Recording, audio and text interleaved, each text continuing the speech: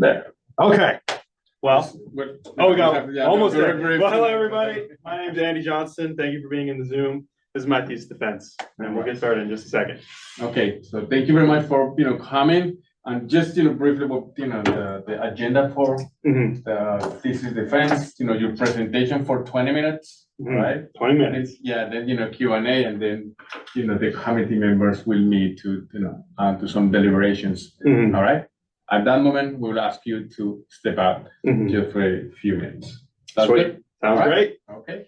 All right, everybody. Thank you so much for being here. Well, I'm going to omit this one person. Thank you. Thank you, everybody, for being here. My name is Andy Johnston. This is my thesis defense. My thesis is entitled Cultural Exchange and Memories of Internees from Latin America from 1938 to 1948. In particular, the internment process during World War II. First of all, I'd like to acknowledge all these individuals who supported me, whether through research, just a helping hand, communicating with me on all of these projects and all of these investigations, whether it was a phone call, an email, and of course the Western History Department for supporting me in this endeavor to do research. As an introduction to the topic, this thesis explores how the United States government interned residents from Latin America, German, Italian, and Japanese Americans as well during World War II. After the attack on Pearl Harbor, Japanese, Italian, and German residents of Latin America faced economic sanctions. Their businesses were blacklisted. They faced detainment and then internment in the United States, all of which was a subject of no due process from the United States or Latin American governments. The U.S. government and Latin American governments feared the presence of these Axis nationals as a military and economic threat to the region. The U.S. and Latin American governments expelled 2,264 people of Japanese descent, 4,058 people of German descent, and 288 people of Italian descent from Latin America to the United States. Of which there included children of the families of targeted individuals. The U.S. government removed these people from their communities and placed them in the United States alongside American internees in internment camps such as Crystal City, Fort Lincoln, Missoula, Kennedy, Cusca, and many more.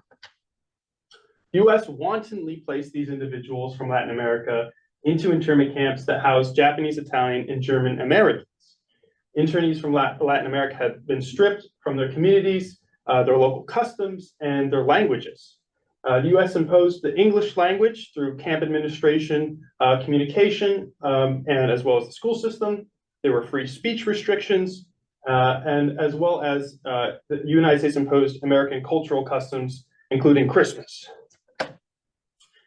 My main argument regarding this subject. My subject is about cross-cultural interactions. Often, internees complained of the boredom or malaise or fence sickness while interned by the United States government.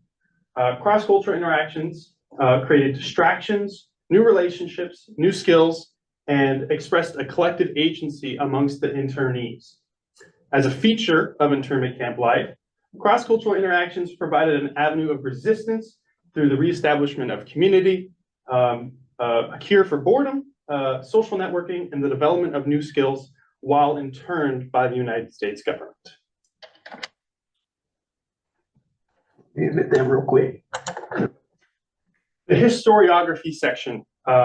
Historiography, for those who don't know, is what has already been written about the subject. The historiography of internees from Latin America requires adjustment from the assumption that cross-cultural interactions were simply limited. And a lot of the books I read, cross-cultural interactions were a happenstance, a funny memory, and declared limited. They didn't happen much. Instead, my intervention is that cross-cultural experiences should be documented as a feature of camp life, experienced by multitudes of internees as documented in oral histories and written histories. In terms of the broader historiographies, the field of Japanese internment has demonstrated the ability to go over resistance and social histories of individuals interned in U.S. internment camps. However, internees from Latin America have not been subject to the same form of investigation. In terms of US-Latin American relations, Latin American governments expressed a certain agency against US imperialism by either accepting the ability of the US to intern their residents or denying the ability to intern residents, which demonstrates how Latin American governments weren't simply dominated by the United States and their desires, but that they individually express motivations of their own. For my methodology, primarily I utilize online interviews with a focus on internees from Latin America. I found various archives full of testimonies and books and images from internees. I also communicated with advocacy groups, making phone calls, sending emails, all of which people were very happy to talk about the subject. This diagram kind of represents my thinking, my thought process regarding my research, where internees from Latin America were always the focus. I utilized internees from the United States and their memories of the internees from Latin America, so an outside perspective and yet a testament to what cross-cultural interactions look like inside the internment camps. I also utilized camp administration accounts and US government documents to kind of supplement and show background for the evidence. And the reason also why Latin American is at the top is because it's the smallest. Many individuals from Latin America were repatriated or in a prisoner exchange, either to Germany or Japan, leaving only a few hundred individuals who were from Latin America in the United States, who knew English and who told their stories to nonprofit organizations. So their voices in the English-based archives are limited in comparison to internees from the United States. For my analysis with oral histories, I'm working with the issue of memory. At times in the history field, we think of history as empirical. We need physical documentation or written testimony. But memory, I believe, is a source of information, primary source data that is changing with the individual, that deserves to be represented in the narratives of internment, and with the contextualization of primary source documentation and other histories. Another aspect of my research, after internment, internees who were adults at the time of internment understood the implications. They lost their businesses, they were stripped from their communities, and after internment, they rarely spoke about their experiences due to the trauma, due to cultural norms, due to threats by the FBI, and their voices are underrepresented in comparison to the voices of children who were at the time of internment. So I attempt to utilize the memories of children as well as physical documentation to attempt to narrativize what cross-cultural interactions may have looked like for adults at the time of internment. The issue of fond memories. At Crystal City, children had access to sports, they went to school, they had a pool, and in times in oral histories, they would discuss how they remembered, oh, we had a great time when we were at internment. It was like summer camp. And obviously, it's important not to replicate that narrative that internment was a great time, that it was a fun time. Instead, we utilize those as examples of the experience while also contextualizing it within the framework of the internment process as U.S. state violence. Additionally, I utilize a lot of photographs as examples of cross-cultural activities. There's tons of sport team photos, individuals in judo from Latin America and with Germans, a lot of examples of photos as evidence of cross-cultural experiences. Additionally, Crystal City, as an internment camp, has a lot more oral histories because there were children there who grew up to testify. And yet I attempt to examine many more internment camps that have their own cross-cultural examples outside of Crystal City. That Crystal City is not an anomaly, that there were other cross-cultural events. I'd like to go over some examples. At Crystal City, we have some examples of American internees. At the top, Japanese American by the name of Nellie recalled a Japanese Peruvian that lived across from her. She's quoted as saying, "She was a very kindly woman and big person. She would make donuts and bring it over to me. We enjoyed her friendship." Eberhard Fuhrer, a German American, jokingly remembered his disdain for a German Panamanian who would attract the attention of German women with his Latin dances, which exemplifies a cross-cultural exchange through skill, but also potentially romance.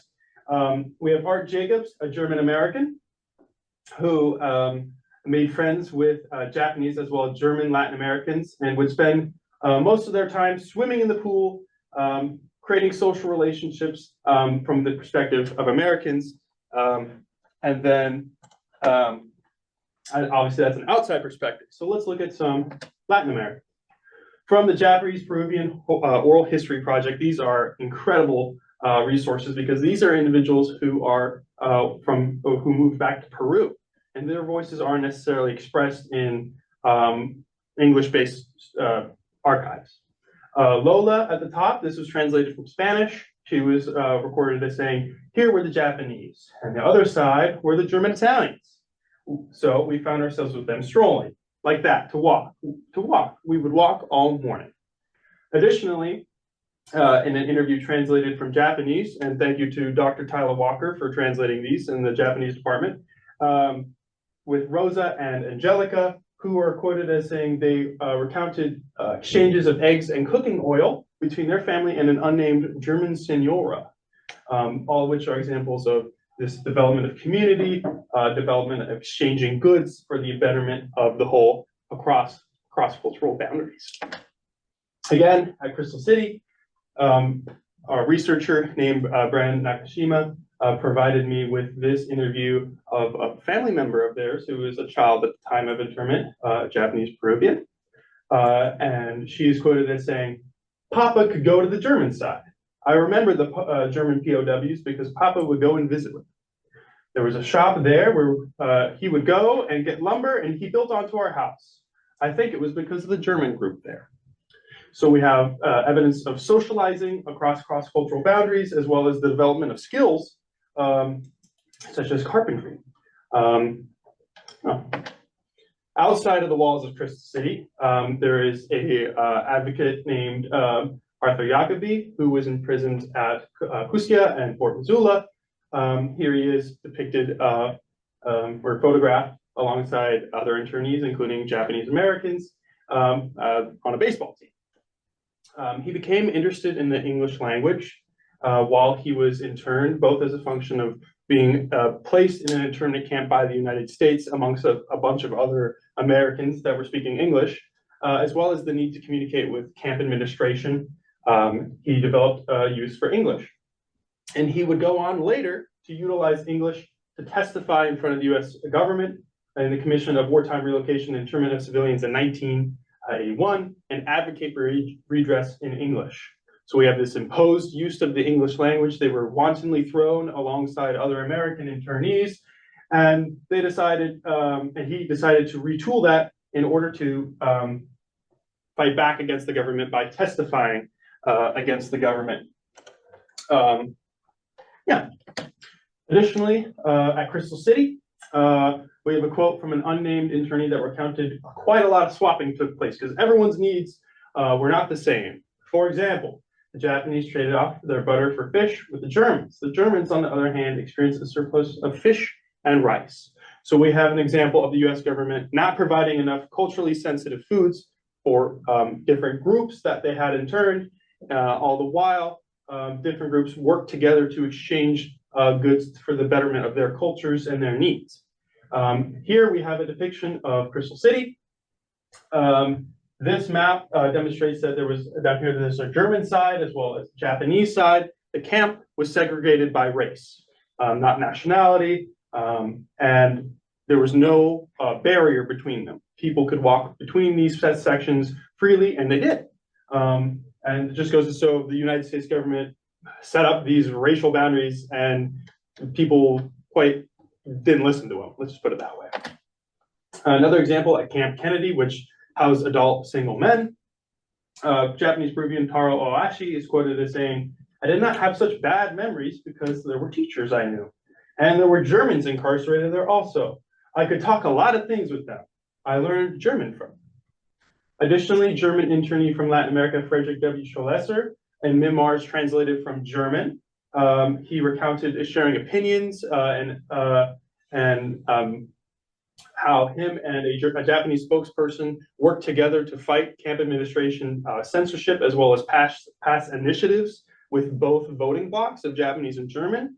So we have an exemplification of exchange through language, through their needs against the US camp administration, as well as the development of community. You made it. We're at the conclusions. Thank you. So, internees from Latin America adapted cross-cultural learning experiences and impositions by the US government for personal use and advocacy during and after internment. Cross-cultural interactions are abundant in oral histories and demonstrate an avenue of resistance through social interactions and distractions from their material conditions after being turned, while they were interned by the US government. Cross-cultural interactions are a feature of internment camp life and should not be dismissed as simply happenstance or limited. A portion of internee experience should not be ignored in the historical record, and that should be changed when we speak about people's lives in these internment camps. It is also important to note that cross-cultural interactions were not universal. These were not cross-cultural paradises. There were plenty of political tensions. There was racism. There was anti-Semitism in the form of Germans from Latin America being placed in internment camps with Nazis, which the United States government did not account for, leading to the harassment of German Jews. There was standoffishness. There was differences. Needless to say, it wasn't a haven, but cross-cultural interactions should not be dismissed as limited because it's not universal. Why this all matters. During internment, there were various humanitarian and human rights organizations that provided culturally sensitive foods, books, clothes, books in their native languages, particularly Spanish, Japanese, German, etc. They provided music equipment, they provided games, and advocated for internee rights during internment. Likewise, historians and advocates should continually support the efforts of modern human rights organizations in their material and ideological efforts to ensure safety, legal protection, and comfort against extrajudicial policies. In our modern day, that would look like supporting groups that give materials that would distract from the pain and suffering of internment with no due process, and barring our ability to liberate them from their internment. We need to do our best to support them in any way we can. I would also ask you to donate. These are a bunch of groups that supported me, and they continually do advocacy work to teach people about the experience of internees, particularly the Crystal City Pilgrimage Committee. They have a pilgrimage of former internees and their families and researchers, and they got one coming up in October if you so choose to visit them. Maybe I will, who knows? You made it to the end. This is the Q&A section. I would just like to end with this photo of a judo group, which consists of Germans and Japanese Peruvians, as an example of such cross-cultural exchanges at Crystal City. Thank you. Thank you. So we're going to move to the Q&A portion. I'm just going to pop open the Zoom in case anyone has any questions, but we'll do raised hands and such. I don't know how this all works, but okay. Any questions? Just off the top of your head.